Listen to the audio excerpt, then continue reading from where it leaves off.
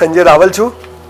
આજે અમારા ભાઈ શરદ વોરા મારો બહુ જૂનો એક ફેન અને મિત્ર, ઘણા વખતથી અહીંયા આવવાની ઈચ્છા થતી હતી પણ આજે એના સંજોગો ઊભા થયા. અમારે SMSR સ્કિલ સેન્ટર ચાલે છે, એનું બધું ડિજિટલનું કામ હમણાંથી ભાઈ જોવે છે અને અંતર્ગત અહીંયા આવ્યો છું.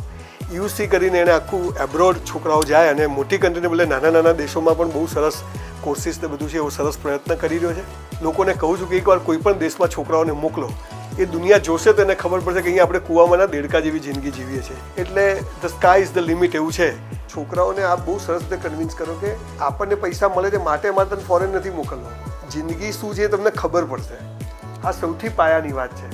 એ ત્યાં જાય, ત્યાં ભણે ત્યારે પણ, ત્યાંથી ભણીને આવે ત્યારે કોન્સ્ટન્ટ આપણી પ્રોસેસમાં એ બાળક હોવું જોઈએ. એ તમારી માઉથ પબ્લિસિટી કરશે.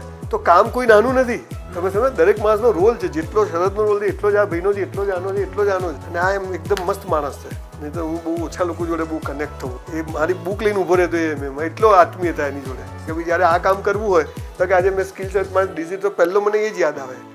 તો એને મારા ઉપર એક છાપ છોડી હતી. UCમાં લોકો કેમ આવે છે, તો પછી એ લેવલ મેન્ટેન બી આપણે constant, it's the constant process. કેમ કે સાહેબ સ્લેબ ભરાય છે અને હા બસ એટલું જ પૂછ્યું હતું. સમજી ગયો કે આ જાતે ચલાવવાની છે.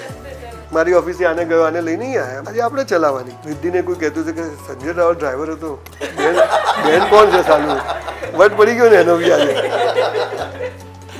એન્જોય કરવાનું.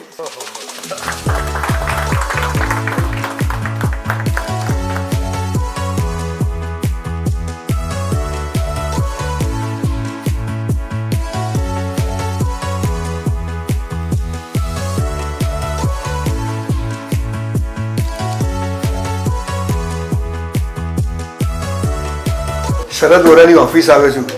EUC આ લોકો યુરોપમાં બધા કન્ટ્રીઝમાં, જર્મની, ફ્રાન્સ, આવી બધી નાની નાની કન્ટ્રીઓ કહેવાય પણ ત્યાં બહુ મસ્ત ઓપોર્ચ્યુનિટીઝ છે, એના માટે કામ કરે છે. અને 10 વર્ષથી હું શરદને ઓળખું છું. બહુ સરસ માણસ, મસ્ત કામ કરે છે. લોકોને કહું છું કે એકવાર ચોક્કસથી મુલાકાત લેજો. Thank you.